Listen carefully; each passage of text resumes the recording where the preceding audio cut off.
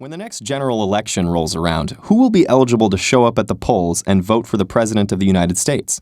It's really pretty simple. If you are at least 18 years old, a citizen of the U.S., and a resident of a state, you can vote. Assuming that is, you're not a felon. Seems about right. After all, the United States prides itself on being a democracy, or a government in which the ultimate authority lies with the citizens of the nation. But it was not always this way. In 1789, George Washington won the Electoral College with 100% of the vote. But whose vote was it? Probably not yours. Only 6% of the entire United States population was allowed to vote at all. Voting was a right that only white male property owners were allowed to exercise. By the 1820s and 1830s, the American population was booming from the East Coast into the western frontier. Frontier farmers were resilient, self-reliant, and mostly ineligible to vote because they did not own land. As these new areas of the nation became states, they typically left out the property requirement for voting. Leaders such as Andrew Jackson, the United States' first common man president, promoted what he called universal suffrage. Of course, by universal suffrage, Jackson really meant universal white male suffrage. All he emphasized was getting rid of the property requirement for voting, not expanding the vote beyond white men. By the 1850s, about 55% of the adult population was eligible to vote in the U.S., much better than 6%, but far from everybody. Then, in 1861, the American Civil War began largely over the issue of slavery and states' rights in the United States. When it was all over, the U.S. ratified the 15th Amendment, which promised that a person's right to vote could not be denied based on race, color, or previous condition as a slave. This meant that black men, newly affirmed as citizens of the U.S., would now be allowed to vote. Of course, laws are far from reality. Despite the promise of the 15th Amendment, intimidation kept African Americans from exercising their voting rights. States passed laws that limited the rights of African Americans to vote, including things like literacy tests, which were rigged so that not even literate African Americans were allowed to pass, and poll taxes. So, despite the 15th Amendment, by 1892, only about 6% of black men in Mississippi were registered to vote. By 1960, it was only 1%. And of course, women were still totally out of the national voting picture. It wasn't until 1920 that the women's suffrage movement won their 30-year battle, and the 19th Amendment finally gave women the vote. Well, white women. The restrictions on African Americans, including African American women, remained. After World War II, many Americans began to question the state of U.S. democracy. How could a nation that fought for freedom and human rights abroad come home and deny suffrage based on race? The modern civil rights movement began in the 1940s with those questions in mind. After years of sacrifice, bloodshed, and pain, the United States passed the Voting Rights Act of 1965, finally eliminating restrictions such as literacy tests and protecting the voting rights promised under the 15th Amendment to the Constitution. Now, any citizen over the age of 21 could vote. All seemed well, until the United States went to war. When the Vietnam War called up all men aged 18 and over for the draft, many wondered whether it was fair to send men who couldn't vote to war. In 1971, the 26th Amendment to the Constitution made all citizens 18 and older eligible to vote, the last major expansion of voting rights in the United States. Today, the pool of eligible voters in the U.S. is far broader and more inclusive than ever before in U.S. history. But, of course, it's not perfect. There are still active efforts to suppress some groups from voting, and only about 60% of those who can vote do. Now that you know all the hard work that went into securing the right to vote, what do you think? Do enough citizens have the right to vote now? And among those who can vote, why don't more of them do it?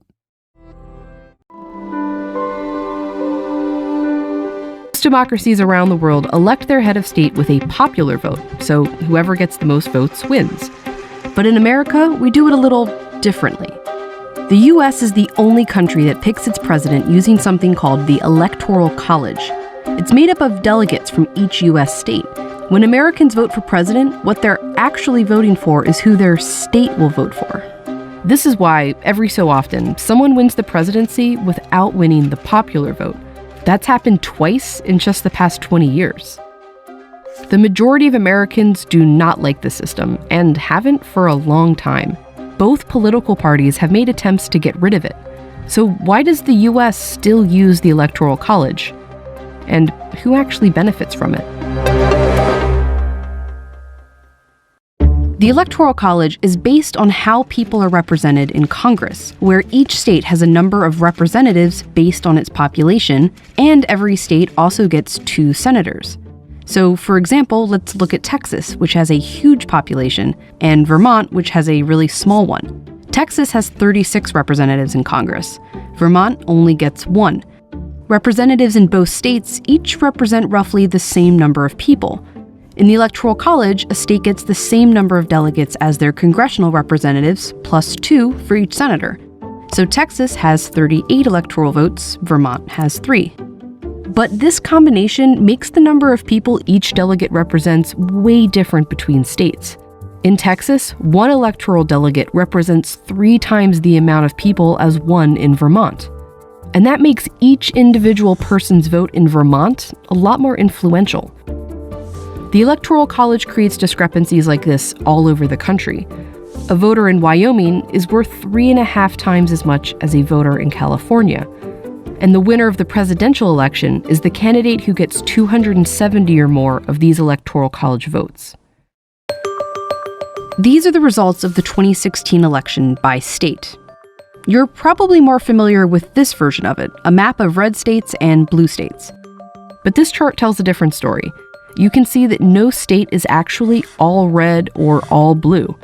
But almost every state awards its electoral votes the same way.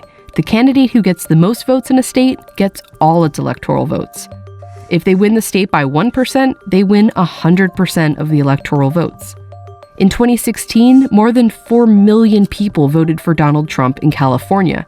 In fact, more people voted for him there than in any other state except for 2. But it didn't matter. Hillary Clinton got more votes there, so she got all 55 of its electoral votes. Clinton never even campaigned in California. Polling showed she'd easily win the state. Trump only visited Texas once. He knew he'd basically had that state's electoral votes locked. But they both visited Florida 35 or more times. That's because Florida is usually a swing state.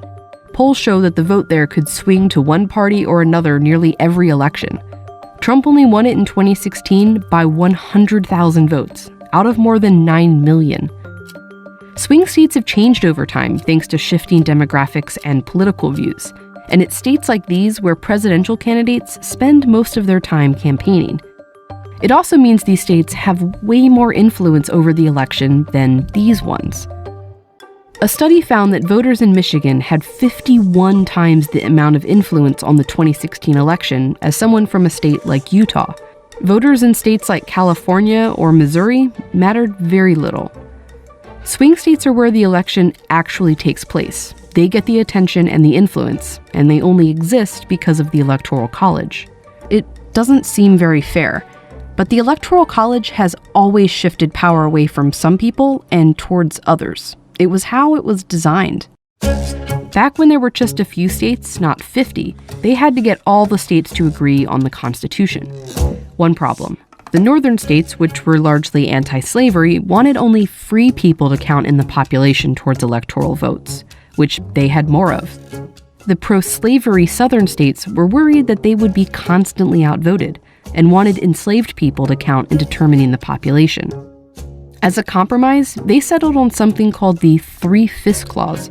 It established that an enslaved person would only count as 3/5 of a person. In 1800, Pennsylvania, a northern state, and Virginia, a southern one, had about the same number of free people living there. But Virginia was also home to hundreds of thousands of enslaved people who had no freedom, let alone a vote, and ended up with more votes in the Electoral College than Pennsylvania. That year, those extra electoral votes gave the candidate from Virginia just enough to win. Even after the U.S. finally abolished slavery and eventually gave Black Americans the right to vote, white Southern leaders found ways to keep them from voting, like with discriminating laws like poll taxes and acts of violence. This meant they continued to have overrepresentation in the Electoral College on behalf of a large population that couldn't vote. The first time Congress attempted to replace the Electoral College with a simple popular vote was back in 1816. But senators from southern states blocked it, saying it would be deeply injurious to them. In 1969, Congress came even closer. Replacing the Electoral College had support in both parties and even passed the House, but it was blocked again by Southern senators. A senator from Alabama wrote, "The Electoral College is one of the South's few remaining political safeguards. Let's keep it. Why change a system that historically had and still was benefiting white Southerners?"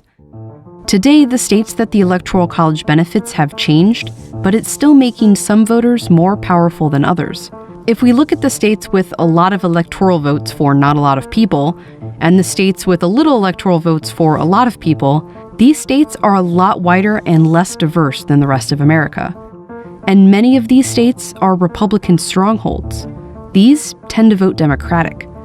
That's one reason the two most recent Republican presidents have won the Electoral College without winning the popular vote. And since it's currently Democrats that are primarily disadvantaged by the Electoral College, they're the ones leading the charge to replace it with a popular vote. Get rid of the Electoral College and everybody. But as politics have changed, the people most critical of the Electoral College have too. In the 1948 presidential election, New York ended up being the major swing state. A congressman from Texas said, "I have no objection to the Negro in Harlem voting, but I do resent the fact that his vote is worth 100 times as much as the vote of a white man in Texas." Swing states change. What doesn't is that the Electoral College gives certain people more power to pick the president. And its biggest defenders have always been those who benefit the most from it.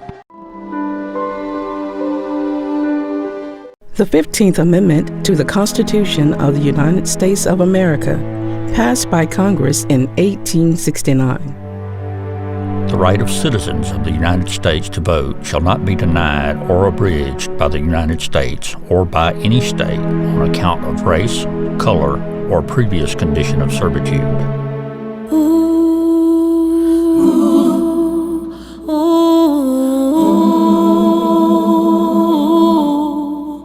During Reconstruction, federal troops occupied Mississippi. Among the laws they enforced was the constitutional amendment guaranteeing a right of all men to vote, and the newly freed slaves did vote. With blacks in the majority in Mississippi, this state sent 2 black senators and 1 black congressman to Washington. At least 200 other blacks held public office. They were Republicans, the party of Lincoln. They were deeply engaged in the legislative process. We had individuals getting elected to office across the state because they understood the value of impacting public policy and being actively engaged. They understood the value of coming from a position of slavery and servitude to being full citizens. But many white Southerners did not support black equality. Even worse, they took the law into their own hands. It's murder and terror and violence. Preventing blacks from voting or doing this political work that they have been doing. By the mid-1870s, Reconstruction was over, and the federal troops were gone. They pulled out the support for the newly freed people. So the Ku Klux Klan and the White Loungers took over. There was mass killing and coup d'etats taking place all across the state of Mississippi, reversing a trend that had begun right after the Civil War of full participation of all of Mississippi citizens. And in 1890, Mississippi adopted a new constitution.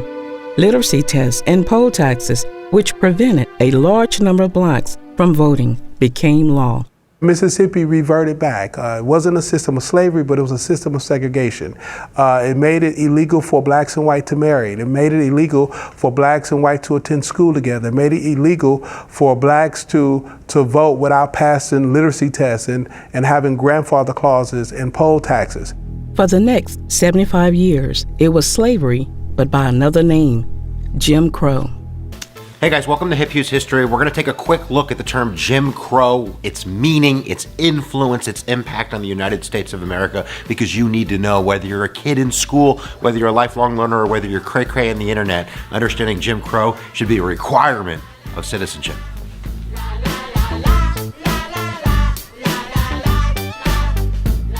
So let's talk a little bit about the origin of the word Jim Crow before we go into kind of the concept of de jure and de facto segregation.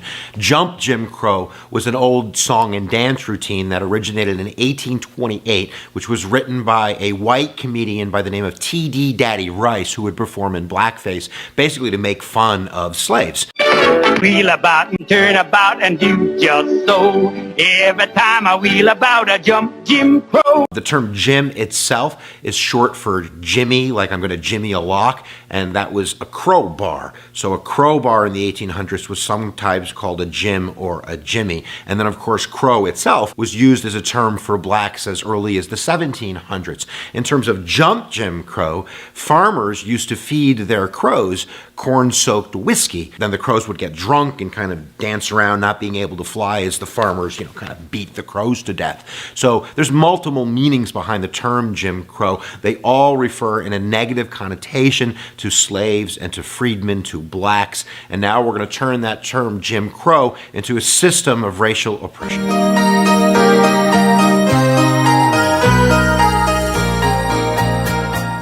So Jim Crow laws, and that would be segregation de jure, meaning that by jurisdiction, local and state ordinance, and we're also going to talk about federal ordinances, which mandate by law segregation. Now, early on, right after the Civil War, and that's where we're going to start in 1865, we still had those southern governments that were being controlled by kind of Confederate forces. So those southern white, Democratic-dominated legislatures would pass something called black codes right after the Civil War that severely limited the rights of these new freedmen. And most of these black codes were based on vagrancy laws, where if you were black, you had to prove that you had a job, and that job was recognized by whites. And if you couldn't do that, you would be forced into labor. You could be put in prison and then kind of, leased out to people in order to do jobs. So many historians have called black codes slavery by another name. But that's going to change during Reconstruction, because starting in 1867, the Republican-dominated Congress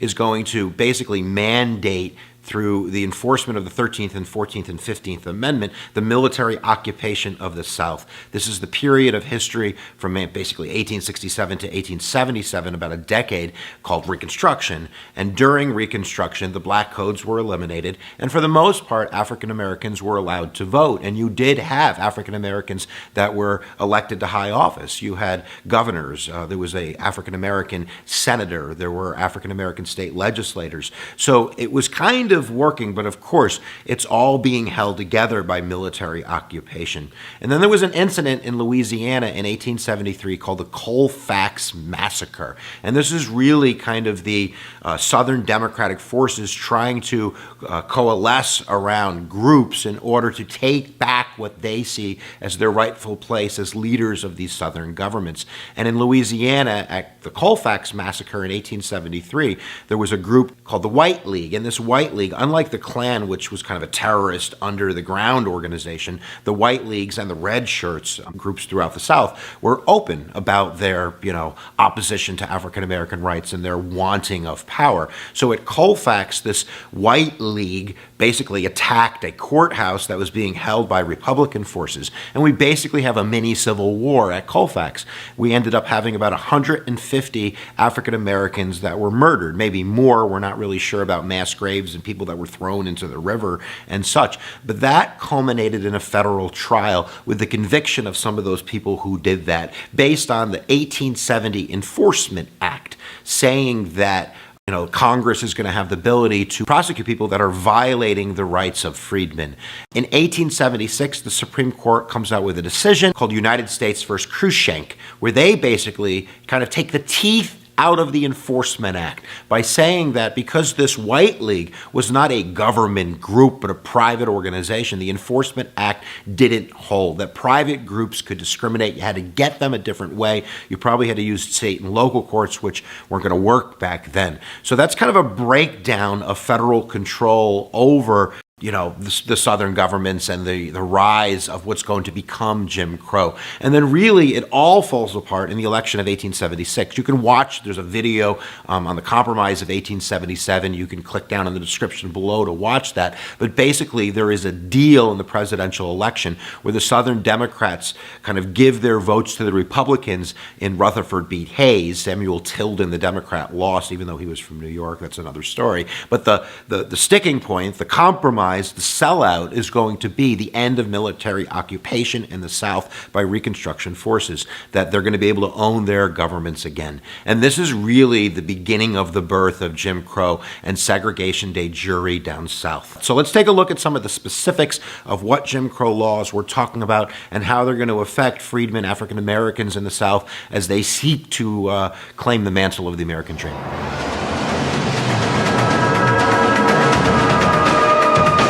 Now, Congress wasn't done in the 1870s. They passed something called the Civil Rights Act of 1875, which was basically kind of a reclaim to the 14th Amendment in terms of public accommodations, that there would be no segregation in places of public accommodations like restaurants and hotels and trains and all of that kind of jazz. But that's going to be torn apart in 1896 with Plessy versus Ferguson. Now, Plessy versus Ferguson isn't based on schools, even though Brown versus Board of Ed is going to overturn it. It's really based on the concept of segregation by legislation. And in Louisiana, it was always illegal for blacks and whites to ride on the same car. But the Separate Car Act of Louisiana kind of added coloreds to the mix. They had a classification for mixed races. And if you were 1/8 of African ancestry, you were considered colored and you couldn't ride on the train. So this was an organized effort by the black and colored community to fight this new law. And Homer Plessy, who was 1/8 black, he was very of light complexion,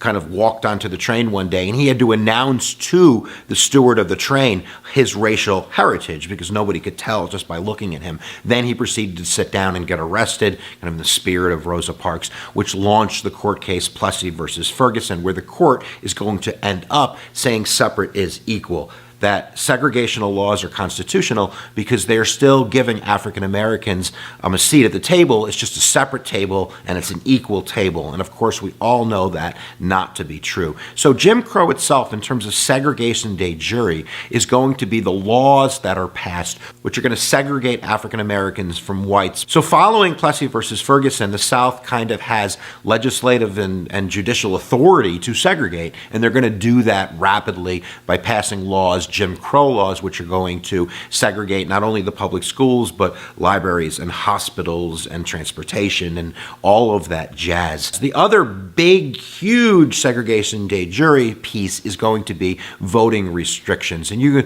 only have to look at Louisiana to see the effect that Jim Crow is going to have on voting rights. We talked about this before. Louisiana had African American representation. They were being elected to high office, all the way up through the 1870s.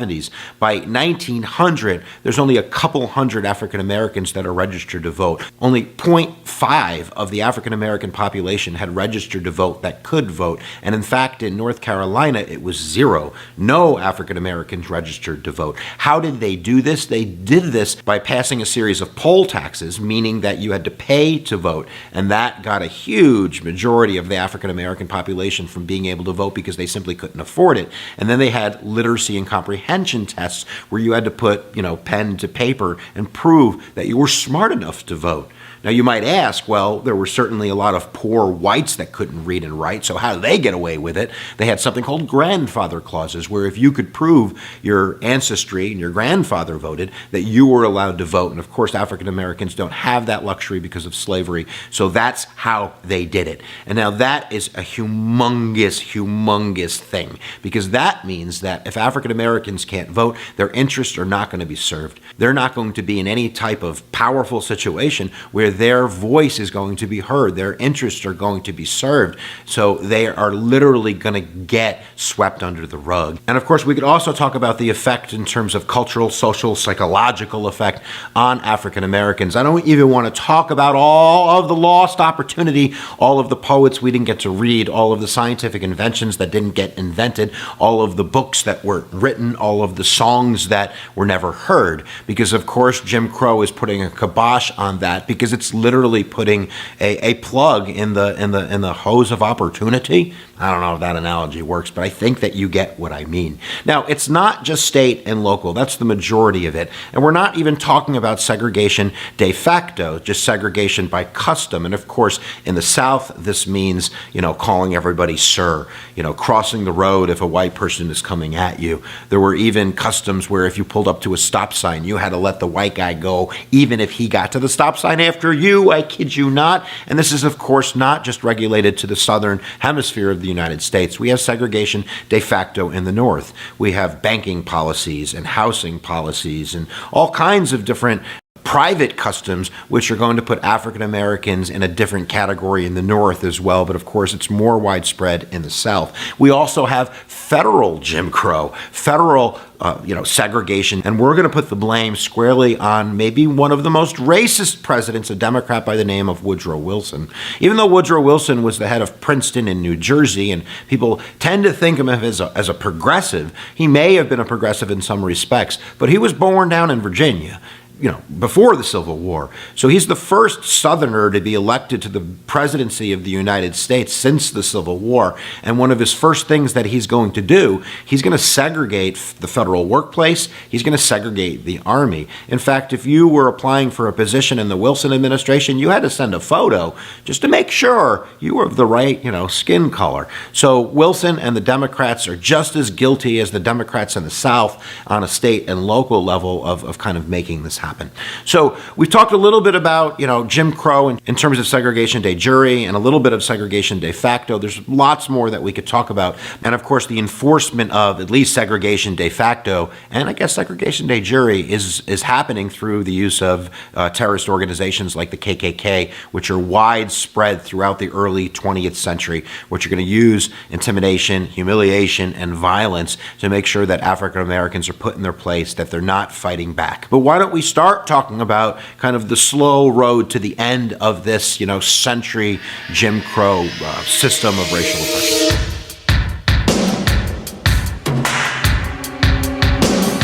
So we're going to get to the good stuff in a moment. We'll talk a little bit about kind of the civil rights movement as most people understand it in terms of Martin Luther King and Montgomery and Selma and all of the laws that are passed. But one of the earlier origins of the fight against Jim Crow and segregation occurs on the federal level. And there was an incident in 1946 called the blinding of Isaac Woodward Jr., where a member of the armed services, an African American, Isaac Woodward, who had just been honorably discharged, literally a few hours later, had an incident with the sheriff department where he was beaten to a bloody pulp, where he was basically blinded. And that caught the attention of the nation. And there were popular songs written about it. Woody Guthrie, one of my favorite musical peeps, wrote a song called The Blinding of Isaac Woodward. This caught the attention of the Truman administration, who forcefully went after the guys who did this, one of the sheriffs in the sheriff's department, the local police. They were then tried in a federal court in South Carolina where it happened. And of course, you know what happened. They were all found not guilty by an all-white jury. This probably changed Harry Truman's approach. Immediately after that, he starts giving speeches to the NAACP. He puts civil rights on the radar, and he issues two executive orders, 9880 and 9881. And using his power of the presidency, he wipes away Wilson's action, desegregating the Army and desegregating the federal workplace. That's really the first big movement we have in terms of knocking down Jim Crow, and of course that's at the federal level. The southern states are going to be much slower to respond, so we're going to have, darn it all, a civil rights movement based on the concept of nonviolence. And of course, most people associate this with Martin Luther King, the Baptist preacher from Alabama, who's going to be the spiritual leader of the civil rights movement. And of course, that's going to really begin in Montgomery, Alabama in 1955 and 1956, where Martin Luther King, using what he's learned from kind of the teachings of Jesus and Mahatma Gandhi of nonviolence, to do the bus boycott, which is successful. It was successful. They desegregated the buses. They showed African Americans and progressive whites that they could use their power as citizens to boycott and to engage in civil disobedience in order to change the law. So that's eventually going to lead, of course, we all know about the I Have a Dream speech in Washington in 1963. There's lots I'm skipping, guys, by the way, but that's going to result in the 1964 Civil Rights Act, the 1965 Voting Rights Act, court cases like the 1967 Loving versus Virginia court case, which is going to legalize interracial marriage throughout the South. And we're going to slowly start chipping away at Jim Crow through federal action and through Supreme Court decisions, not to mention the biggest one that I skipped, which is the reversal of Plessy versus Ferguson, the 1954 court case, Brown versus Board of Education, where the court is going to rule down that separate is inherently unequal, which is going to begin the process of desegregating schools throughout the South, not private institutions. That's going to happen through federal legislation, kind of a repeat of the Civil Rights Act of 1875 and the Civil Rights Act of 1964, which is going to use the Interstate Commerce Clause to kind of broaden the scope of ending segregation, so it's including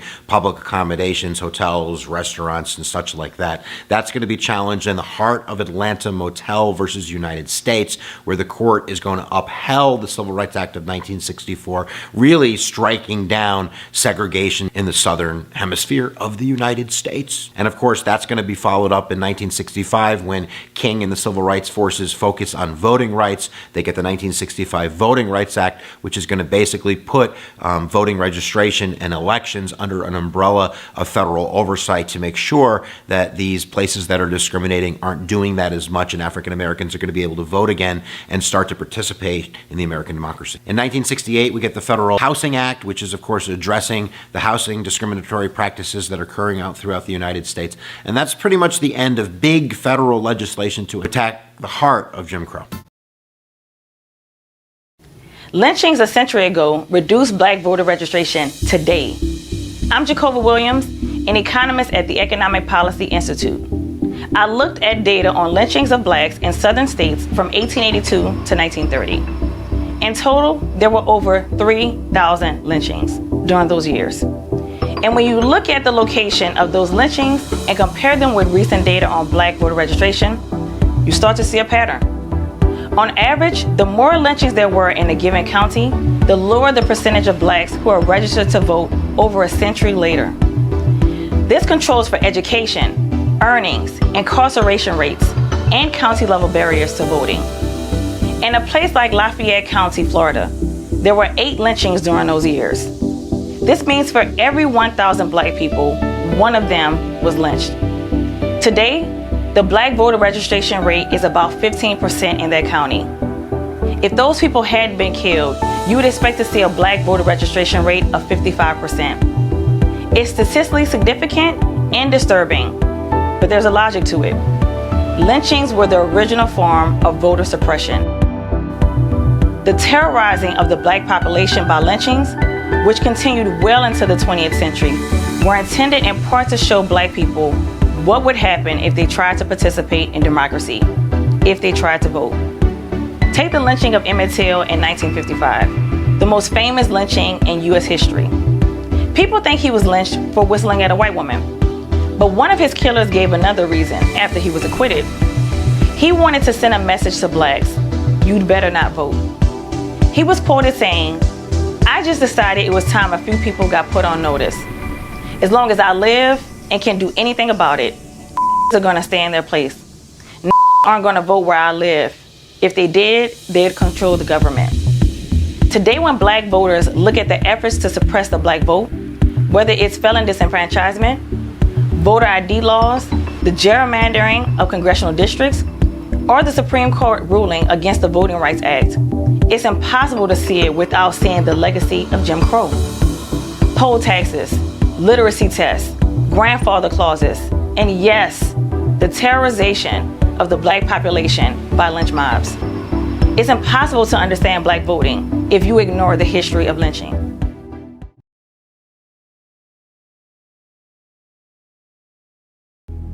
The 15th Amendment, guaranteeing the right to vote, went unenforced. African Americans in Mississippi were unequaled under the law. For most, life was little or no better than under slavery. People really did live as if it was the Middle Ages. They were fiefs on the plantations. If they got to go to school, they got to go to school for only a few months a year during the wintertime when there was nothing to do. Otherwise, they were just animals for labor on the plantation. They were living in virtual slavery then. They didn't have no rights. They had to get up and go to work when they say. They couldn't leave a plantation. In order to change their status, blacks had to be able to vote, but the government and the Klan enforced the poll taxes and literacy laws enacted in 1890. Blacks attempting to register had to know the state constitution. They had a old cigar box or something. He had all this section of the Constitution. He'd shake it up and tell you to pick a number. Then you had to cite whatever number he pick out, the section of the Constitution, exactly word by word. Most of the time, it was just a farce, and that made it worse when they would pick an impossible question. White people didn't have to go through all of that. And for most blacks, the poll taxes were outrageously expensive. That poll tax in some areas of the state could equate a month's pay for them. It could equate 2 weeks' pay. It was a significant amount because African Americans were being exploited for cheap labor. They were not paid much for their labor, so only those who had a little bit more means could even afford to pay a poll tax. Whites also threatened the livelihoods and lives of blacks who tried to register. Many times they talk about literally being shot and killed. They talk about how their houses would be bombed. They talk about how they might lose the job that they had. How were they going to feed their families? But World War II veterans returning to Mississippi after risking their lives for their country discovered that they were not allowed even the basic right of voting. As they began to demand their due, the modern civil rights movement began. Violence increased. Mississippi had more lynchings than any other state. People were getting killed. You had the resistance built in, the poll taxes, the literacy test. We had less black people voting in 1960 than we had in 1950. White Mississippians were talking about and saying that black people didn't want to vote. But not wanting to vote was far from the truth. Veterans such as Medgar Evers and Aaron Henry crusaded for voting rights. They want to make sure that citizens of this country could cast their vote free of intimidation and vote suppression methods such as poll tax. Those individuals formed the base of the NAACP across the state. They also became a support network for young students and others. One of them was Bob Moses. A teacher from New York, he came to Mississippi and they began to organize across the state. So we actually start the project in the southwest corner of the state. Macomb, where less than 1% of eligible blacks were registered to vote. Statewide, the number was closer to 5%. Macomb is where Hollis Watkins met Bob Moses. He was working on voter registration, trying to get black people registered to vote so that they could begin to run and occupy political positions. So I told him I definitely would be willing to be a part of that. A native of the region, Watkins talked with friends, neighbors, and anyone who would listen. What is it that you have to lose? The white people are killing black people anyway, for no reason at all. We know that. So, if by chance you end up losing your life, for doing something that need to be done that will benefit your people as a whole, then you ought to be willing to do that, because you don't know whether they're coming to take your life later on today or tomorrow for no reason at all other than you just being black.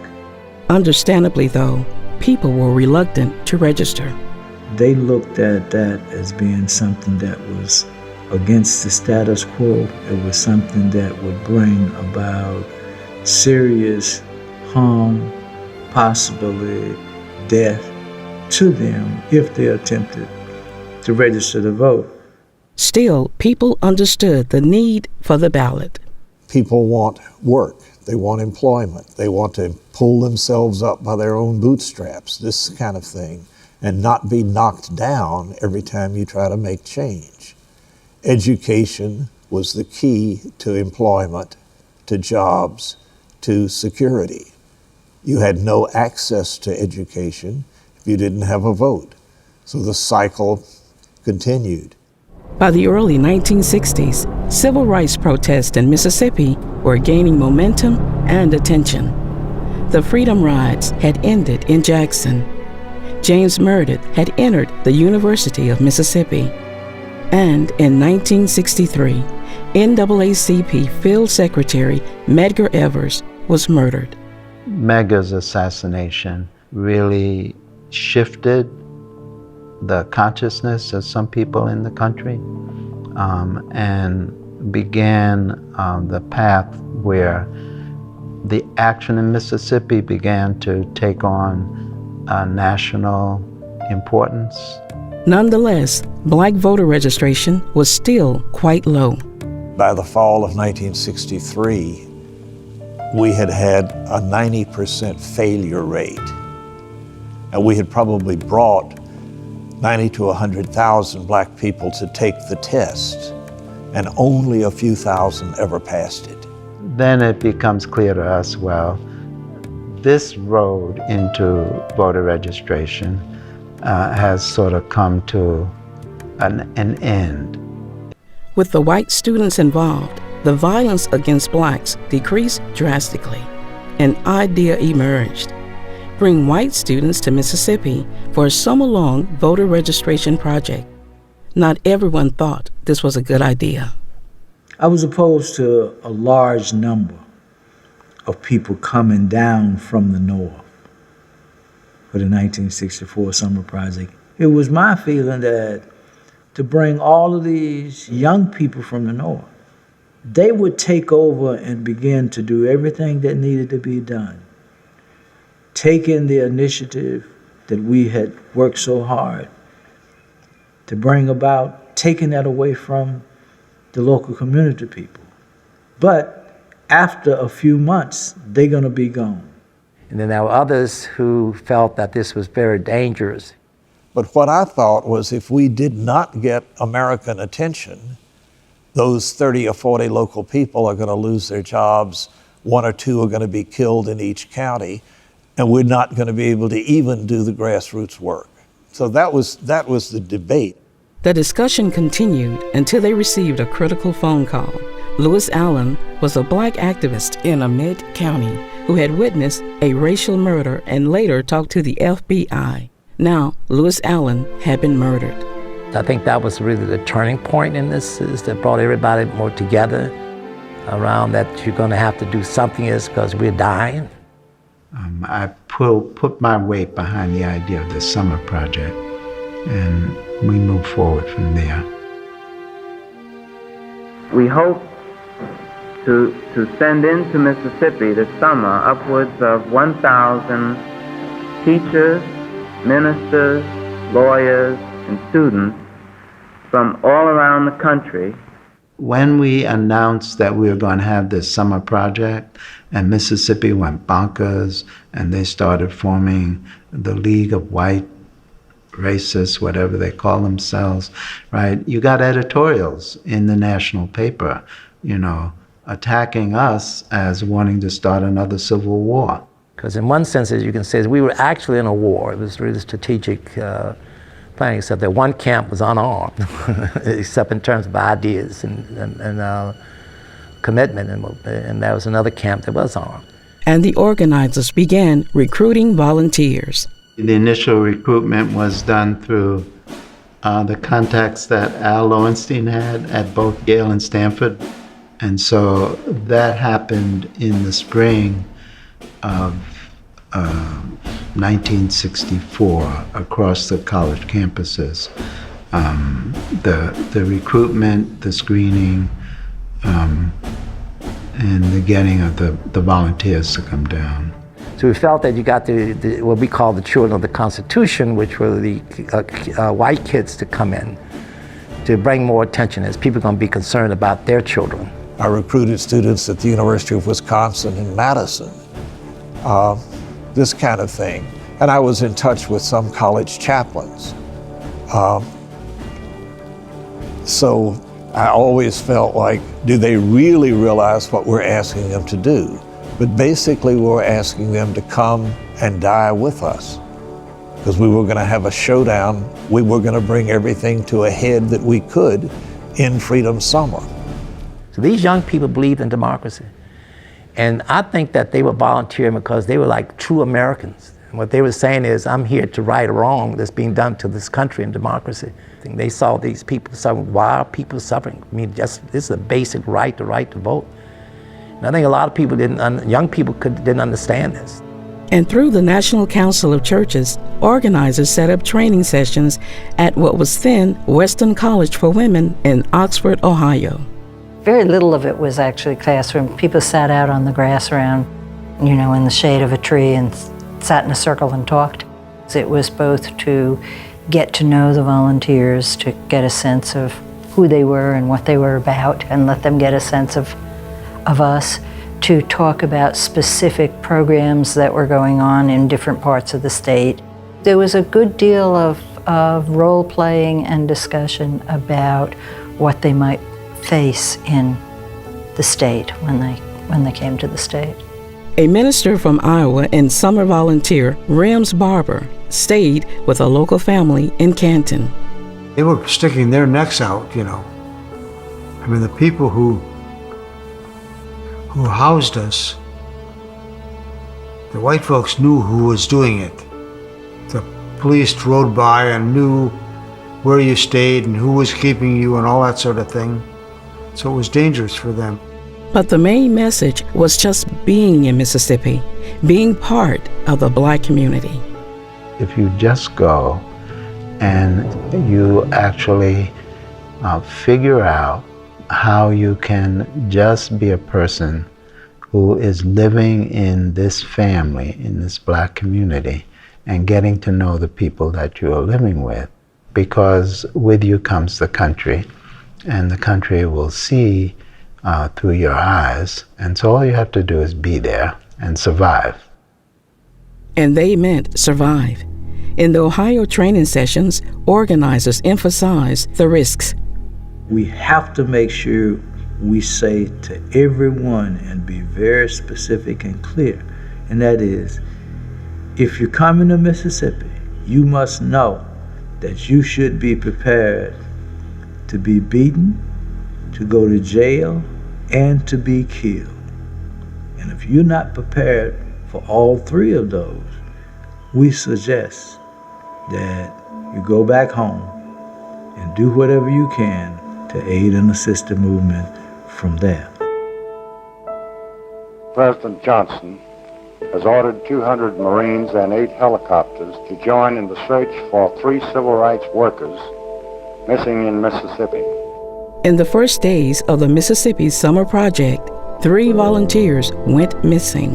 The whole state is poised around these people who are coming that they think of as invaders, and here comes a small party, right? An advanced guard, so to speak. One of the volunteers was Mickey Schwerner. He and his wife Rita had arrived at Meridian in January. James Chaney was a native Mississippian, and Andrew Goodman had been in Mississippi just over 24 hours. The 3 headed to Neshoba County to investigate a church that had been burned and to support the parishioners. America learned much later that all 3 had been murdered by local law enforcement, but first they searched. We had checked every jail, every hospital for 4 or 5 counties, and figured they hadn't been in a car wreck, or the hospital would, admit to having them. We didn't believe the jailers. Although the 3 were classified as missing, Moses was certain they were dead. At the Ohio training session, he spoke to the volunteers about to leave for Mississippi. My concern is that they really understand now in a deeper level what they have gotten themselves into. That you live in a country where law enforcement officers will murder students because they are doing something that they think is contrary, right, to their beliefs about how this country should run itself. My whole point was to make clear to them that those young people were dead and they should not go down unless they were willing to face that. When the word was announced, to me, I saw a certain degree of disbelief. I saw expressions of sadness. I saw expressions of indecisiveness. And after a song or so was sang, then I saw a collectiveness process begin to take place where people kind of collected themselves and began to say, I'm going on to Mississippi. The federal government offered a $25,000 reward for information, but FBI Director J. Edgar Hoover was saying, they've been seen in Brazil and all this stuff here, they're not really missing. This is a ploy on the part of the civil rights workers to get attention, you know. And all the time, they knew where the bodies were. At Tougaloo College, Ed King was receiving information from two women near the scene of the murders. They disappeared on Sunday. I was told by Thursday that the bodies were in a new dam under construction. The search for the missing volunteers continued for 44 days. They were finding bodies. From the time of June when the kids were missing, Cheney and them were missing, to that period of time is they were finding bodies. It also opened up the reality, this was not an anomaly, this was not an exception, this was the way in which Mississippi operated, and that those black bodies did not have the same value as those two individuals who happened to be from New York. I will never forget the night of August the 2nd. We were at Mount Olive Baptist Church. Folk singer Pete Seeger was in the middle of a concert. I remember someone whispered to him, and before he sung this next song, he said, I have something to announce to you. They have found the bodies. Then all of a sudden we stood up and we joined hands and we started singing, We Shall Overcome.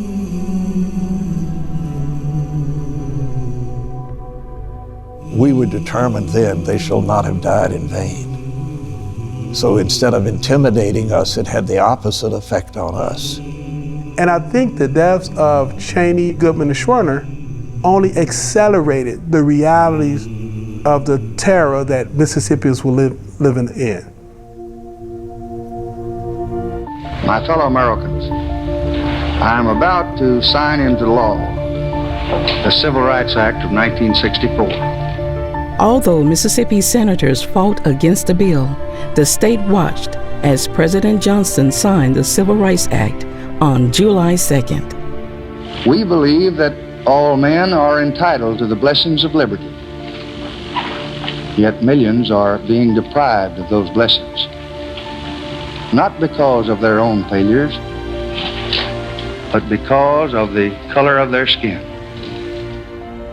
When the Civil Rights Act had been passed, to me it says, finally, at least, the federal government seemed as if it is listening and looking at the atrocities and things that we, as black people, have had to go through and is still going through, and is going to at least get one of the feet that's on us and our necks.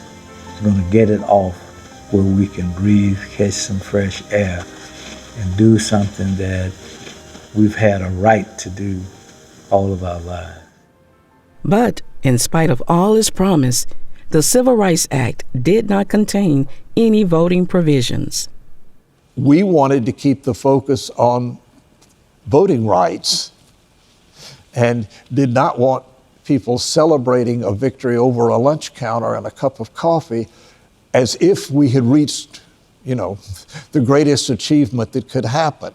The Mississippi Summer Project volunteers dug in. They canvassed from door to door. Sit around the kitchen table and talk about what they wanted in life and how they'd like to see their community changed for the better. We used school boards as examples in the voter registration drives. And people would say, well, what difference does it make? Why should I risk my job or risk my life or risk my home being burned just to try to register to vote? And then we could talk about not who you might elect for governor or senator, but what about the local school board? And then we'd move on to, and what if there was a difference in the local sheriff? But an example that plain, I think, shows how little opportunity people had at the grassroots level to work for their own change and their own survival. The Canton police would follow us and park their car out in the street when we went up to a door. People would peep out the window and say, go away, come back some other time. I can't talk to you when the cops are out there. So they were effective at intimidating some people so they wouldn't talk to us. We had other people who were still afraid to try to register to vote, that they'd lose their job, but who said, I will feed people. I'll bring food down to the church 3 nights a week. Volunteers faced even bigger challenges in the Delta. We had to sleep on the plantations and work just to talk to people because you couldn't, just drive up there. They wore overalls. It was made into a fad, but it really wasn't. That was our way of not being identified. So we could walk among the people and, they couldn't readily identify us unless they had other ways. Although the focus was on voter registration, Freedom Summer organizers realized other areas needed attention. So we brought in issues, focus around healthcare, a medical group that came in, education, with the development of the freedom schools and others. So we tried to touch on all of those particular issues that were confronting to people in the state and around the countries. Medical was the Medical Committee for Human Rights. The few physicians here, and when I say the few physicians here, Dr. Britton and Anderson and myself found that the summer project was coming that was supposed to bring thousands of volunteers to the state of Mississippi. We said, well, my God, who's going to take care of all these people? At least the southern branch of the Medical Committee for Human Rights began at my office that week before the summer project began. Education became freedom schools. Now the freedom schools were different. The citizenship education piece was basically about preparing people to be able to read and write, to be able to pass that literacy test that was given. But the freedom school was about academics. It was about getting people to understand their duties and their rights. It was about getting them to overcome fear. As a part of that, it was more so, as I look at it, about leadership development. Freedom schools were a huge success. Thousands of students, both young and old, attended, but the focus remained on voting rights. We had to be people that anytime the state intervened and arrested us or did something to us, then prima facie the reason is because they are doing voter registration work. And through the long, hot Mississippi summer, voter registration continued. I'm here to mobilize support for the Freedom Democratic Party and to support the tremendous quest for the right to vote on the part of the people of the state of Mississippi in the midst of bombings, murders, and many of the other difficult experiences that the Negro people are facing here along with their allies in the white community. Selma, this little town on the banks of the Alabama River, made it possible for all of our citizens to become participants in the democratic process. Today, Selma, that little town along the Alabama River, casts a long shadow over the history of voting rights in America. When Alabama state troopers brutalized a peaceful protest there in March 1965, the United States Congress reacted with urgency. Over the previous decade, the civil rights movement scored key victories through legal, legislative, and direct actions. But despite that steady progress, movement leaders, as well as many in Congress, recognized that hundreds of thousands of African Americans were still denied that most basic American right, the vote. The movement had to empower black people to change their own lives, and the way to do that, the only way to do that, was to give them the same vote that others had used throughout American history to change their lives. The whole history of voting, of course, was one of the things that led to the enactment of civil rights legislation. Blacks were routinely denied the right to register, let alone vote. They were threatened if they came to register. Some were hung. Others were injured. Churches were burned. Homes were blown up. The whole history of the right of the black population to vote had gone on for years with very little success. Dallas County in south central Alabama fit the pattern of voter exclusion and intimidation. In the early 1960s, the voting age population of Dallas County was 30,000, more than half of whom were African American. However, only a few hundred black residents had successfully registered to vote. With an invitation from local black leaders, the Southern Christian Leadership Conference, commonly called SCLC, led by Dr. Martin Luther King Jr., decided to focus its next campaign on Selma, the seat of Dallas County, in late 1964. Registering black voters would be the primary goal. On January 2, 1965, King and the SCLC arrived in Selma, and the voter registration campaign began. The local sheriff and his deputies, in favor of segregation, reacted violently, beating and arresting black citizens. Throughout January and February, the jail population continued to rise. Reports of imprisoned children and the startling fact that there were more blacks in jail than on the voter rolls raised alarms on Capitol Hill.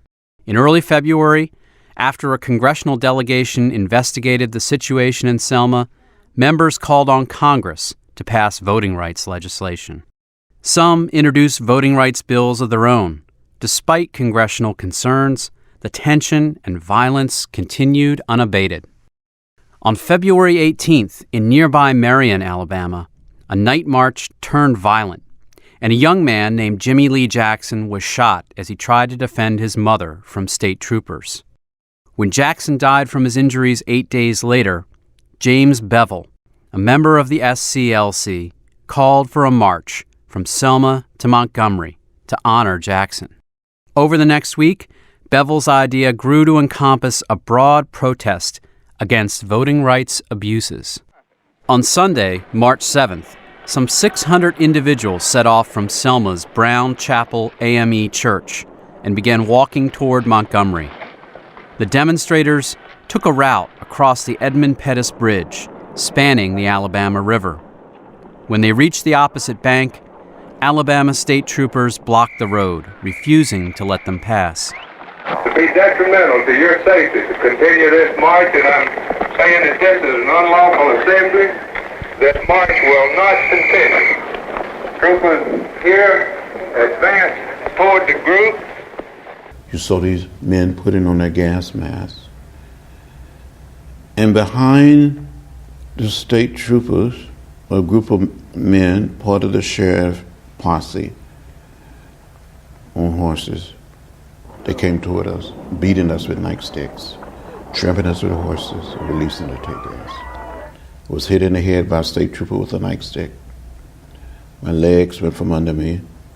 I don't know how I made it back across the bridge, but apparently a group just literally took me back. John Lewis suffered a fractured skull. Including Lewis, 17 marchers were hospitalized, and roughly 100 wounded in all. That evening, network news channels broadcast footage of what came to be known as Bloody Sunday.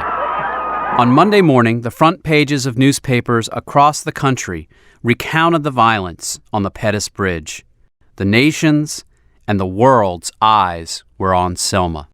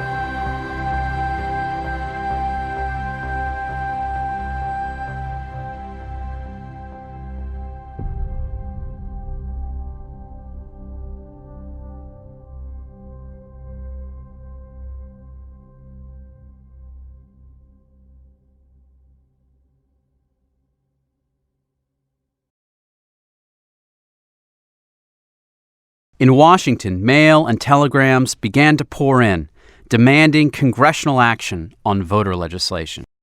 On Capitol Hill, members of the House took to the floor to register their horror at what had happened in Selma. The violence only amplified the need for a quick legislative solution. On March 15th, 8 days after Bloody Sunday, President Lyndon Johnson addressed a joint session of Congress, calling for passage of the Voting Rights Act. There is no moral issue. It is wrong, deadly wrong, to deny any of your fellow Americans the right to vote in this country. In a show of solidarity, Johnson used the cry of the movement to underline his commitment to the cause. But really, it's all of us who must overcome the crippling legacy of bigotry and injustice. And we shall overcome. While Capitol Hill readied the legislative response to Bloody Sunday, demonstrators in Selma organized a second march. Once again, state troopers blocked their way. This time, the incident ended peacefully, and the marchers returned to Brown Chapel.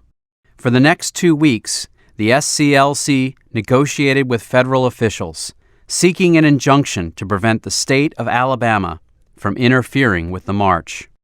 After a federal judge ruled in favor of the SCLC, the 54-mile march to Montgomery began on March 21st.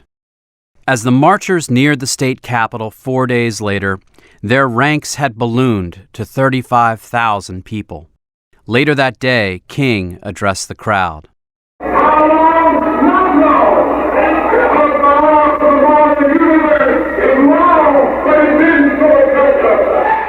The Voting Rights Act was introduced on March 17th, 2 days after President Johnson spoke to the joint session. Over the next 4 months, the bill sailed through the judiciary committees of the House and Senate. The moral authority behind voting rights reform was so apparent that the bill swiftly cleared the normal legislative hurdles. The bill that was developed by the Justice Department was ingenious. We were receptive to that bill immediately when that came up. That bill went through the committee like a hot knife through butter. We had 10 days of hearings, not 22 days. From start to finish, that bill passed the Congress in 6 months. Voting Rights Act. By late July, the House and Senate reached agreement on the legislation, and the Voting Rights Act passed in early August by wide margins in both chambers. The final version of the legislation was sweeping. Echoing the 15th Amendment, it prohibited interference with the right to vote and barred literacy tests in elections. A section identified states where less than 50% of the voting age population had voted in the previous election and put their election laws under the supervision of the U.S. Department of Justice. The Attorney General gained the authority to appoint federal voting registrars and poll watchers, and was urged to file suit in states that utilized the poll tax as a discriminatory tactic. The 1965 Voting Rights Act, which passed with broad bipartisan support, stands out as one of the signal pieces of legislation in the 20th century. President Johnson came to Capitol Hill to sign the bill into law on August 6th. The rotunda of the Capitol is one of the great temples in the country, if not, certainly a political temple in the country. Frescoes on the ceilings of the statues and everything, and it's a great hollow sound in there. I don't ever remember anything like. I don't know if there's been a ceremony like that before or since. But it was awe-inspiring. Standing in the Capitol Rotunda, flanked by 2 statues of Abraham Lincoln, President Johnson congratulated Congress for passing the landmark legislation. Johnson then went into the president's room, where he signed the bill into law. There, he handed a pen to John Lewis.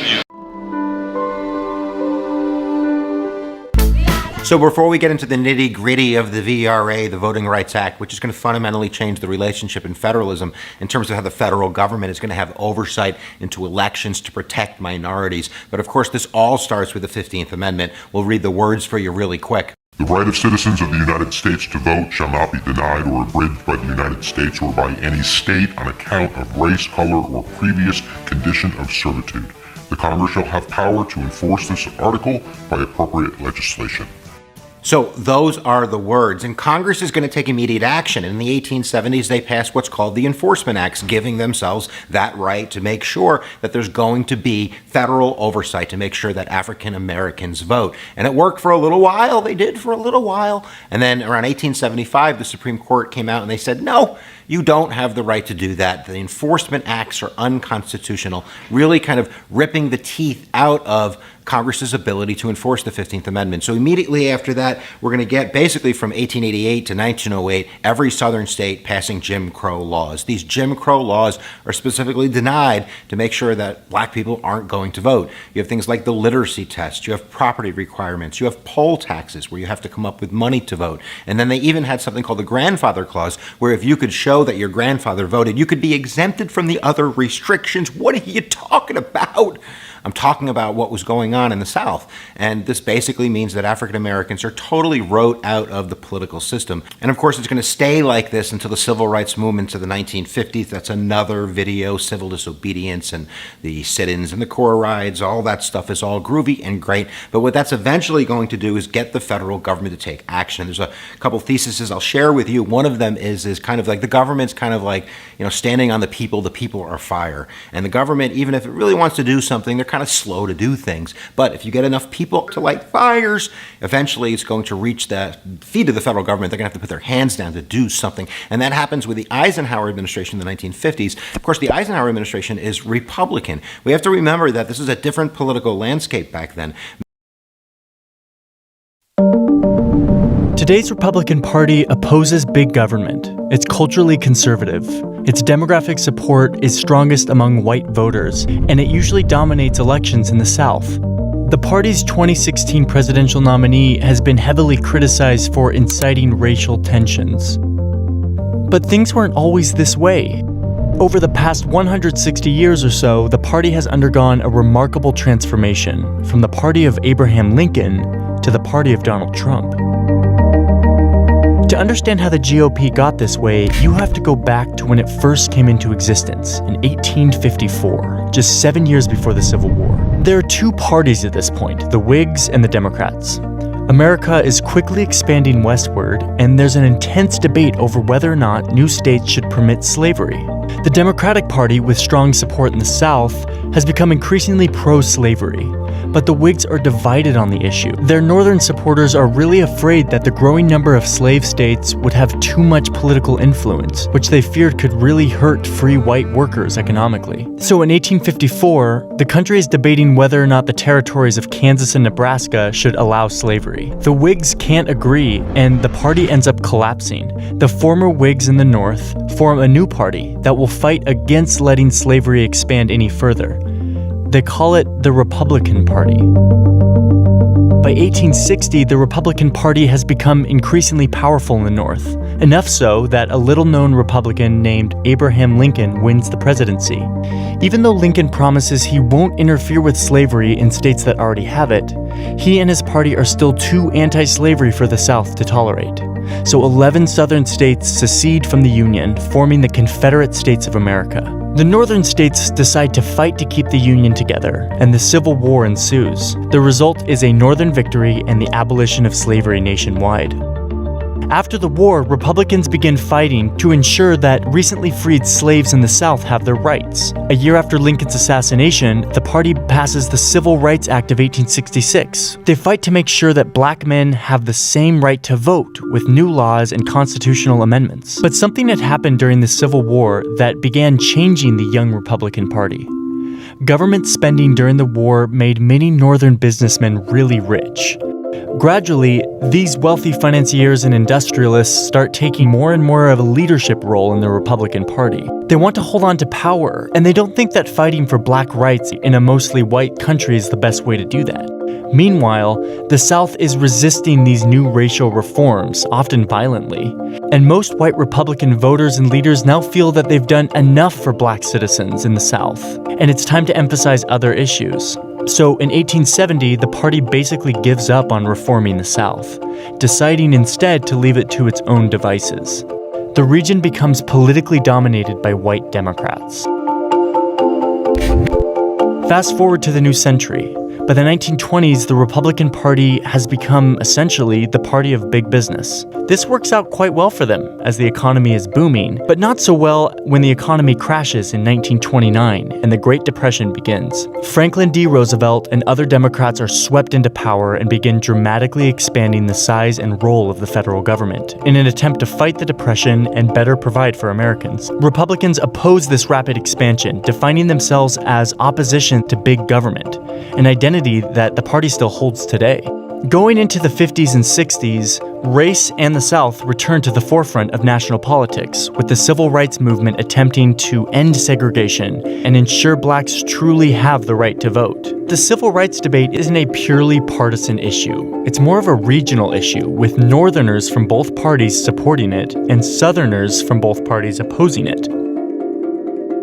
Then, in 1964, it's Democratic President Lyndon Johnson who signs the Civil Rights Act into law. And it's Republican presidential nominee Barry Goldwater who opposes it, arguing that it expands government power too much. A massive switch-up takes place. Black voters, some of whom had already been shifting from the Republican Party, convert almost entirely to their new advocates, the Democrats. The white voters in the South, who had been staunch Democrats, start to really resent the big government interference here and in other matters like abortion rights and school prayer. Over the next 3 decades, whites in the South switch to the GOP, which makes the South an overwhelmingly Republican region. By the 1980s, the party begins to resemble the GOP we are familiar with today. Republicans elect Ronald Reagan, who promises to fight for business interests, lower taxes, and traditional family values. As the 21st century begins, America is going through a major demographic shift in the form of Hispanic immigration, both legal and illegal. Democrats and business elites tend to support reforming immigration laws so that the over 10 million unauthorized immigrants in the U.S. would get legal status. On the Republican side, tough on immigration policies and rhetoric became popular. But this ends up costing the Republicans when, in 2012, Mitt Romney loses his bid for the presidency. He gets blown out among Hispanic voters. Exit polls showed that 71% of them voted for Barack Obama. So the Republican Party starts to look more like a party for white voters in an increasingly non-white country. Given these demographic trends, Republican leaders worry that if they keep losing Hispanic voters by that much, they'll lose their chances of ever winning the presidency. So in 2013, some key Republicans in the Senate, including the rising star Marco Rubio, collaborate with Democrats on an immigration reform bill that would give unauthorized immigrants a path to legal status. But there's a huge backlash from the Republican Party's predominantly white base, which views the bill as amnesty for immigrants who broke the rules. This exacerbates the GOP voters' mistrust in their own party leaders, a mistrust that has already been growing for some time. And that makes the political landscape of 2015 fertile ground for a figure like Donald Trump, an outsider businessman who wants to build a wall on the border of Mexico. Trump isn't a traditional conservative, but he appealed to the resentment and the mistrust of party leaders that Republican primary voters had, as well as the strong opposition to growing immigration trends. And even though he was loathed by party leaders, he won enough support in the primaries to become the GOP nominee for president. So now, the Republican Party is once again at a major crossroads as it tries to meet the political challenges of the 21st century. It's up to Republican voters and leaders to decide just what they want their party to be. Today's Democratic Party believes that government has an important role to play in society. It fights against economic inequality. It advocates policies that battle racial and gender discrimination.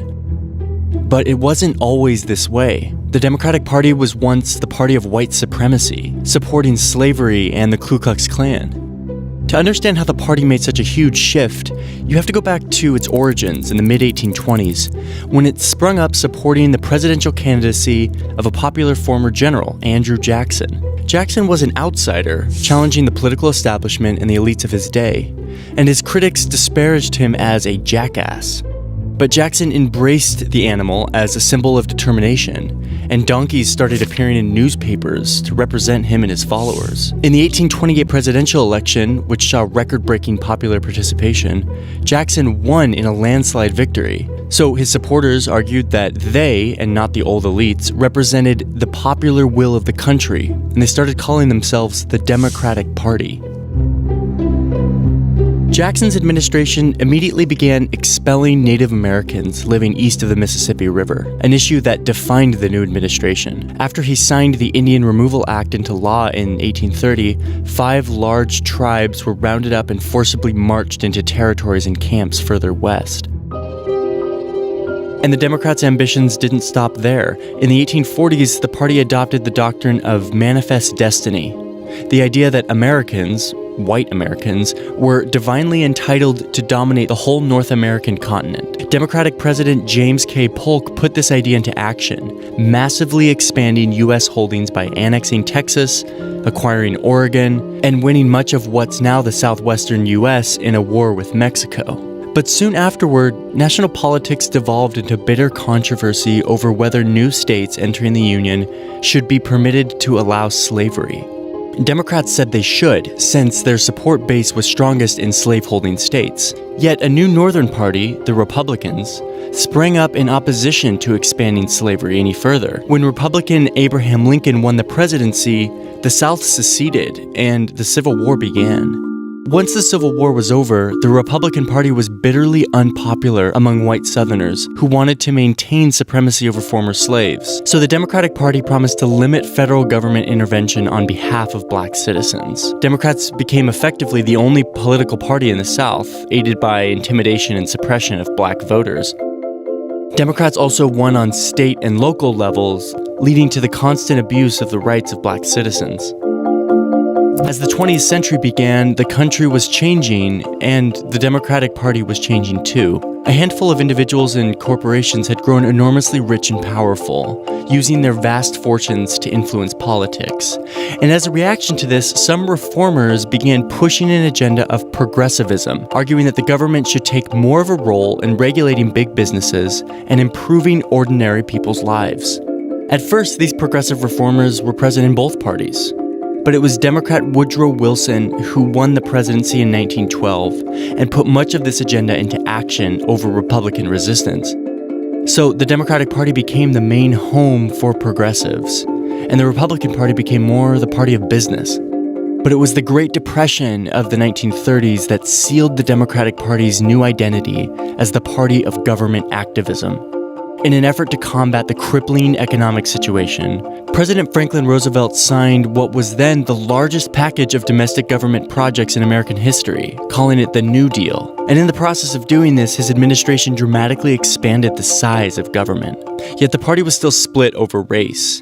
By the mid-20th century, it contained Southerners who staunchly supported segregation, liberal reformers trying to end it, and many politicians who were just happy to look the other way. But in 1964, when the Senate voted on the Anti-Segregation Civil Rights Act, this shows how the progressive reformers in the party had gained the upper hand, steering the party away from its racist past towards equality and social justice. But the Democrats in the South voted against the Civil Rights Act, remaining wedded to the idea of segregation.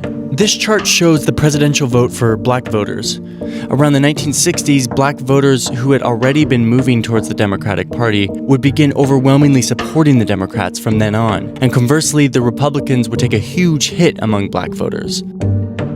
Meanwhile, white Southerners moved away from the Democratic Party they had been loyal to for so long, in part because of race, but also because of a suspicion of big government and a desire to defend traditional values against liberal activists. Democrats would go from dominating the South to losing almost all influence in the region. Thanks in part to this drop in popularity among white voters, Democrats started losing elections, often losing by huge margins. But demographically, the US is becoming an increasingly non-white country, and the Democrats have had a comeback thanks in part to minority voters. The huge influx of Hispanic voters has especially benefited Democrats. These demographic shifts helped the Democratic Party, once the advocates of white supremacy and slavery, to elect the first black president in 2008, showing just how much the party had changed over the years. Yet it's not entirely clear where the future of the Democratic Party will lie. But as America becomes more diverse, it's likely that the Democratic Party's appeal among minorities will continue to be its strength into the future. Mainly Democrats in the South, Southern Democrats, oppose civil rights. They're standing on the principles of states' rights. They want segregation for the most part. They're against all of this. So it's really a coalition of Republicans and Northern Democrats that are going to make all of this groovy stuff happen. And it happens twice, 1957 Civil Rights Act and the 1960 Civil Rights Act. Both of them are going to move the ball in the sense of at least giving the Attorney General the ability to sue these states if they're violating the 15th Amendment. So there's going to be a liability issue, and they're going to push it through the courts, which is kind of like pushing a stone through a straw. It doesn't work really well. So we're going to keep getting civil rights action and civil rights movement, culminating with the I Have a Dream speech in 1963 in August in Washington, D.C. I have a dream that we're going to pass the 1964 Civil Rights Act, which is going to not affect voting that much, but not that much. It's really dealing with discrimination in public accommodations like restaurants and hotels and all of that kind of jazz. But immediately after the passage of the 1964 Civil Rights Act, Johnson is kind of talking to his advisors about going after voting rights. And a lot of his advisors are telling him, now's not the time, all right? If we lose Southern Democrats, if they're so mad at you that they don't support your Great Society programs, Medicaid and Medicare and all this jazz, then you're going to go down the tubes, brother. So Johnson kind of backs away from it a little bit, and then things on the ground start changing, namely interest groups like the Southern Christian Leadership Council with Martin Luther King and SNCC, the SNCC, more of a northern turning militant group almost at this point. And even guys like Malcolm X are going to go down south to try to get voters to register. It's in Selma where these forces clash with the sheriff, Jim Clark, very famous footage, basically not letting these guys register to vote. It ain't going to happen. I don't care who says what. Martin Luther King shows up, gets arrested. This is where he writes his famous letter from a Selma jail, which is published in the New York Times, which kind of goes to another thesis idea that if you spread the message, it's kind of like stink don't stink until it's in your backyard. And when people see the sheriff beating these people down, they see Martin Luther King getting arrested, they read his words about voting rights in the New York Times, stink don't stink until it's in the New York Times. There's more pressure now in the Johnson administration, and they say, okay, we're going to start moving on this. And then Jimmy Lee Jackson gets killed in Selma in a skirmish kind of protecting his mother. A cop shot him, and that really is what's going to push these groups over the edge, which are going to march from Selma to Birmingham to make sure they're going to register voters. This is where we have that famous conflict on the bridge where the protesters are tear gassed. This is Bloody Sunday. You can see some of the horrible footage right behind me right there. And this is going to be kind of it for Johnson. Johnson's going to go on TV. He's going to address the nation and basically say that now is the time. We need a Voting Rights Act to protect these people. And within 2 days, Congress has the bill written. So let's take a look at the bill, and then we'll say goodbye.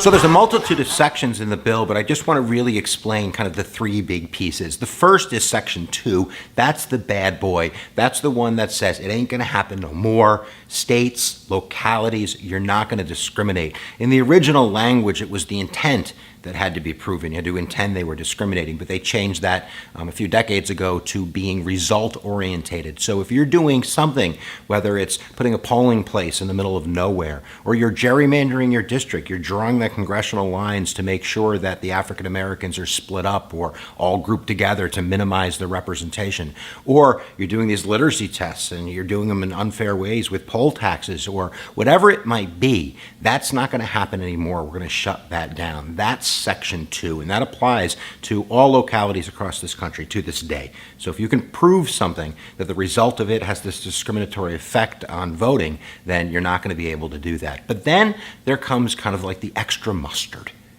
extra mustard. I don't know what that means. But in Section 5, I'm going to skip to Section 5, it says, there's some of you states out there that need a little bit of an extra kind of, magnifying glass. And you know who I'm talking about.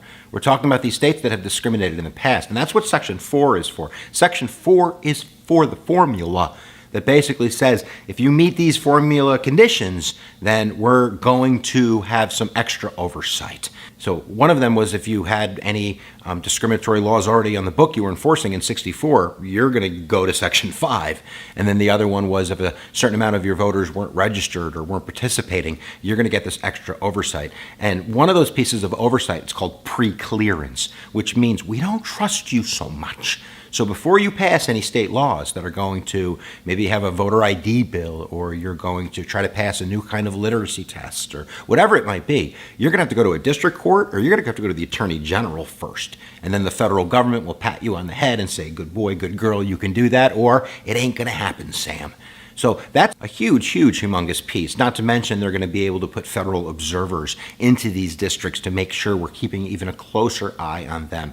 And there's a couple other parts. They were later updated to include making sure that we have bilingual ballots for people if they reach a certain percentage of the voting population, for the blind, yada, yada, yada. But at the end of the day, it's all about discrimination and making sure that the federal government's doing its job to enforce the 15th Amendment so states and localities aren't discriminating against their citizens. So isn't that dandy? Now I'm going to tell you why the bill is dead.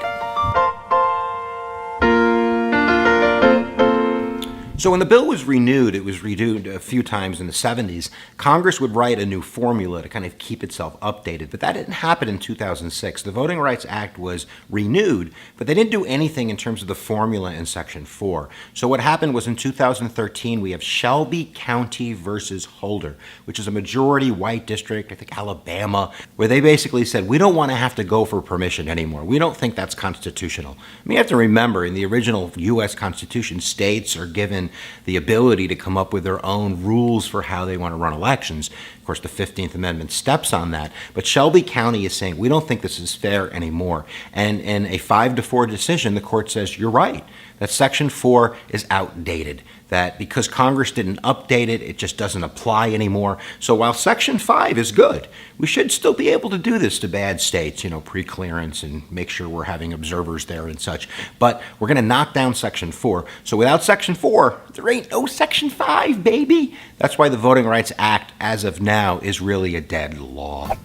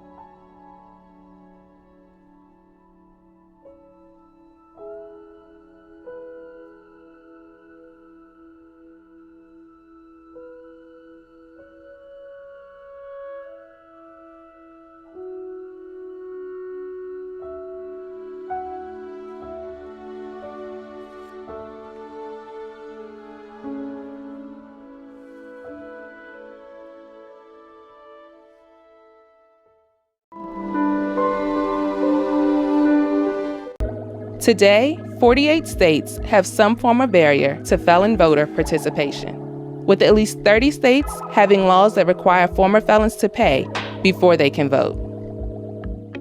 In Arizona, for example, first-time offenders can have their voting rights restored after completing probation and paying off any fines or restitution. Repeat offenders must have their rights restored by a judge or through a petition to the court. But in Tennessee, former felons must pay all fines and fees and be up to date on child support payments before requesting restoration. Only 2 states, Maine and Vermont, and most recently Washington, D.C., do not strip felons of their voting rights and even allow them to vote while serving their sentence. And what makes Maine and Vermont so different? They are majority white states, in the 90+% white. And so there is no fear of that population of people voting while they're incarcerated. Today, there are still 11 states that permanently disenfranchise some people with felony convictions, including Alabama, Mississippi, and Tennessee. But when you go to Florida, when you go to Alabama, when you go to a host of other states with significant populations of people of color, you see harsh felony disfranchisement laws. And most recent, Florida, Kentucky, Iowa, Alabama have sort of stood out for having the harshest felony disfranchisement laws. Felony disenfranchisement has a deep-rooted political history in the U.S. Following the Civil War, the 14th and 15th Amendments, ratified in 1868 and 1870, were meant to secure voting rights for Black men. But shortly after the amendments were passed, new criminal laws were enacted that put Black communities at heightened risk of arrest. These arrests could lead to Black citizens losing their voting rights. They did this by specifically carving out laws that were meant to punish people, and laws that didn't necessarily say I'm punishing you because you're Black, but laws that punished you because you were poor. Therefore, you would see instances where you could lose your right for stealing a chicken, but you won't lose the right to vote for killing your wife. These harsh criminal convictions continue to be used as a barrier to keep Black Americans from voting throughout the Jim Crow era, only to be intensified by Richard Nixon's war on drugs in the 70s. America's public enemy number 1 in the United States is drug abuse. Consequently, felony disenfranchisement rates skyrocketed from roughly 1.2 million in 1976 to 6.1 million in 2016. In the U.S., someone is arrested for drug possession every 25 seconds. And nearly 80% of people in federal prison for drug offenses are Black or Hispanic. And today, in states like Florida, there are still laws that hand down felony convictions for seemingly harmless acts. Here in Florida, you can get a felony for driving with a suspended license. Catching a lobster whose tail is too short. And the one that really shocked me the most was when a gentleman, rather than giving his significant other a dozen roses on Valentine's Day, chose to release 12 red balloons in the air. And he was arrested by a deputy that seen him do so. It's a 3rd-degree felony in the state of Florida. And if he was convicted, he would never be able to vote again unless the governor somehow or another shows him mercy. With 29 electoral votes on the line, Florida has been a key battleground in almost every U.S. election. As of 2020, more than 1 in 7 Black residents in Florida are disenfranchised due to felony charges. That felony disenfranchisement rule was on the books in Florida for 150 years. 150 years that someone could have said, we know that's wrong, let's change it, but they chose not to do it. And so we took it upon ourselves to do it for them. After incorporating the Florida Rights Restoration Coalition in 2011, Meade spearheaded a grassroots movement to pass Amendment 4, a law granting former felons the right to vote in Florida with the exclusion of those convicted of rape or murder. In November of 2018, Meade's team declared a historic victory after 65% of Floridians voted in favor of Amendment 4, granting at least 1.4 million former felons the right to vote. Civil rights advocates praised Amendment 4 as the most important piece of voting rights legislation since the 1965 Voting Rights Act. I want to briefly lift up Florida because I think it is a source of hope in many ways, and people's truly fundamental belief in the political process and the democratic process and what has recently happened there. But it's also another cautionary tale, and in some ways, what a shame. While Meade's team was celebrating the passing of Amendment 4, Florida's Republican-run legislature put the progressive win on pause. Florida Representative James Grant sponsored Senate Bill 7066 in response to the passing of Amendment 4. The bill stated that former felons must pay all fines associated with their case before their voting rights can be fully restored. After reaching Florida's Supreme Court, the bill was signed into law by Florida Governor Ron DeSantis in June of 2019. In May 2020, the law was found unconstitutional by the United States District Court in Tallahassee. But the 11th Circuit U.S. Court of Appeals overturned the lower court's ruling and the fee requirements were upheld. According to the New York Times, 5 of the 6 judges who upheld the additional requirements were appointed by President Trump. The fact that Florida is stopping hundreds of thousands of people from voting before the 2020 consequential presidential election, there's a reason for that. And we know how close the election was in 2000, and we know how close elections have been since that time. Experts say the bill effectively instituted a poll tax on former felons in the state. It's estimated that 774,000 of the 1.4 million former felons who had their voting rights restored are obligated to pay large sums of money before they can legally cast a ballot. For an idea of the size of these fees, Florida courts amassed over $250 million in criminal fines in 2018 alone. Nationally, formerly incarcerated citizens have a 27% unemployment rate, making it that much harder to pay off their debt. According to the Brennan Center for Justice, former felons who registered to vote in Florida following Amendment 4 earned $15,000 less than the average voter in the state. As the majority of formerly incarcerated Floridians struggle to regain financial footing, at least one Florida resident was able to cover his own fees and help pave the way for other disenfranchised voters to do the same. Former NFL quarterback Michael Vick grew up in Newport News, Virginia, a small city with a poverty rate roughly 5% above the national average. Growing up, Vick says he and his peers didn't believe their vote counted. We kind of left it at that, man. It's like, it is what it is. And nobody educated us on it. Mom and dad didn't talk to us about it. And, we was seriously underprivileged. And we just looked at it as, we growing up in poverty. The world is going to exist the way it does. It's not going to include us anyway. And, it is what it is. After completing his 23-month prison sentence in 2009 for dogfighting charges, Vick was sure he'd never have an opportunity to vote again. There was never anyone around me talking about my voting rights other than my wife. And she was extremely concerned and always asked, when can you get your voting rights back? And when will you be able to get the felony expunged off your record? And I'm looking at her like, never. It's never going to happen. Today, Vick is leveraging his fame and experience to help other formerly incarcerated Floridians regain their right to vote.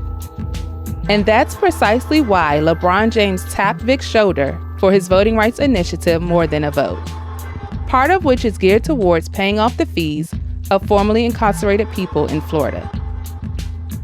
Vick also worked closely with Desmond Meade to have his own rights restored.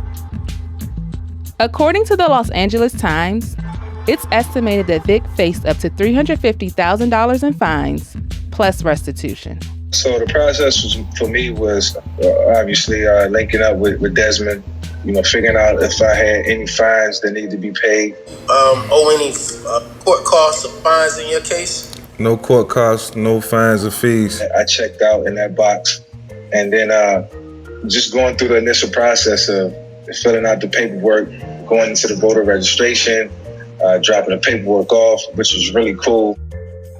As of July 2020, James Voting Rights Initiative donated $100,000 to Meade's organization. Fellow basketball star Michael Jordan also contributed $500,000 to the organization. And former New York City Mayor Michael Bloomberg made a $16 million contribution in September, which reinstated at least 31,000 people's voting rights. While the state of Florida is fighting us tooth and nail, right, to hold democracy hostage, we have people like LeBron and Michael and so many others, thousands of people throughout the country have risen up and become like defenders of democracy or patriots or guardians of democracy. And they've said, you know what?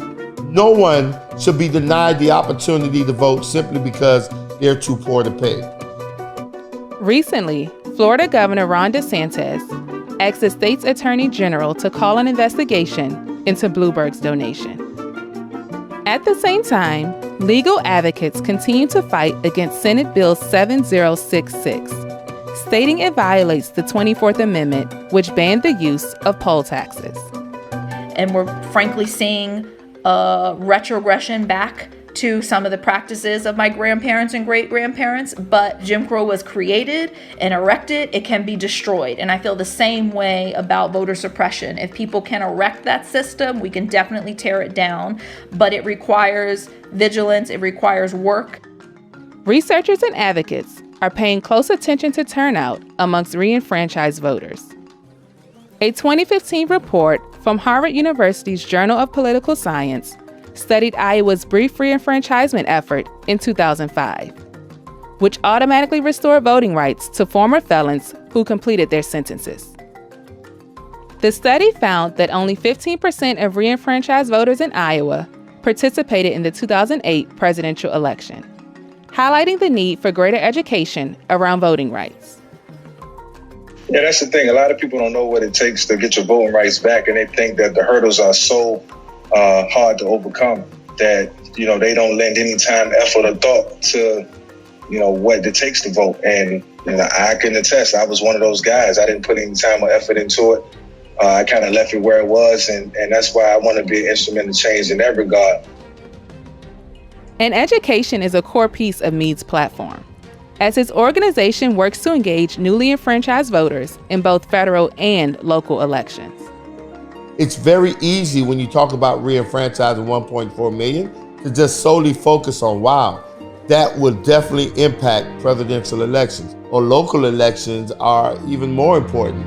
It definitely could have a tremendous impact on who is actually governing our communities, who are deciding the type of education that our children should have, and the type of health care that we should have, and to actually challenge people to reimagine what public safety really looks like.